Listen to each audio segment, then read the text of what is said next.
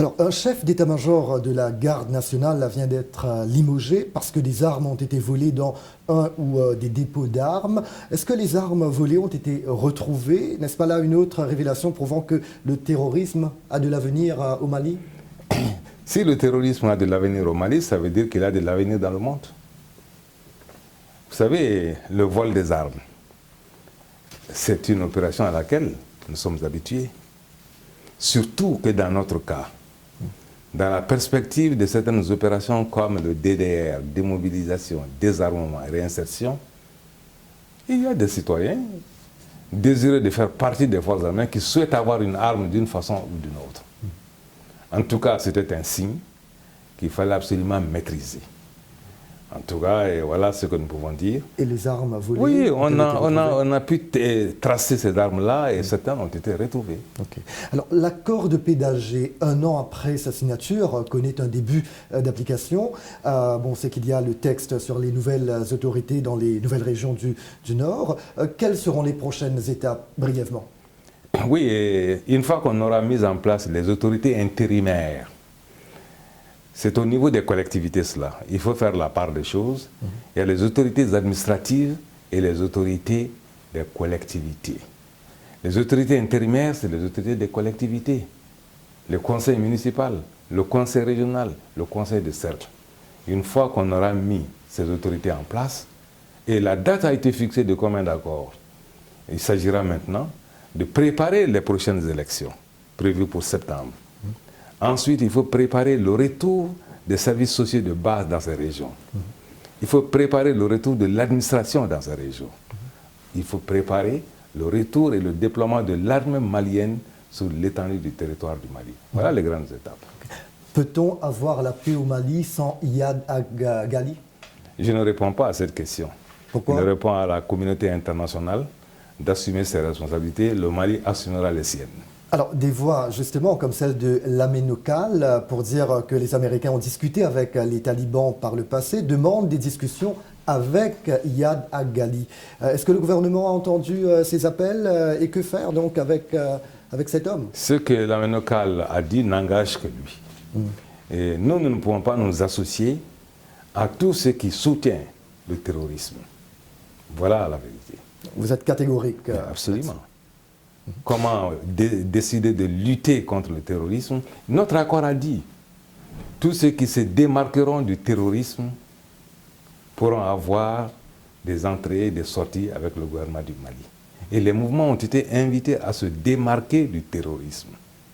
C'est clair dans notre esprit. C'est clair comme l'eau de roche, il n'y aura jamais de négociation avec... Je ne sais pas si c'est l'eau des roches, ça peut être l'eau des dunes, du sable. Monsieur le Premier ministre, si vous le permettez, une question de notre station partenaire au Cameroun, STV à Douala. Après 51 ans de libre circulation des biens et des personnes entre le Mali et le Cameroun, les deux pays ont rétabli le visa en septembre 2015.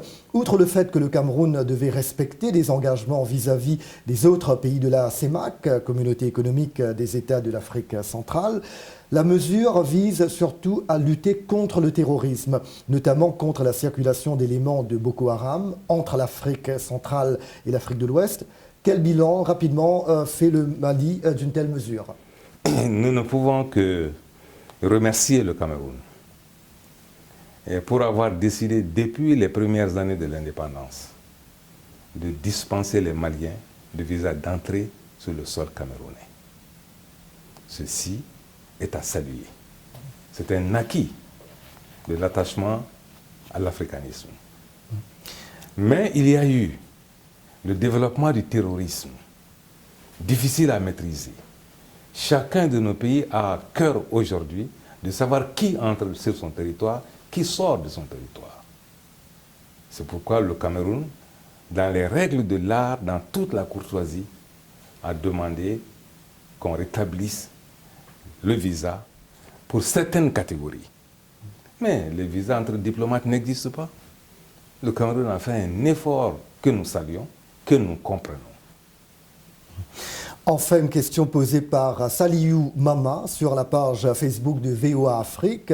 Malgré la signature de l'accord entre le HCR, le Mali et la Mauritanie pour le retour des réfugiés maliens chez eux, ces derniers refusent de rentrer au pays pour des raisons de sécurité.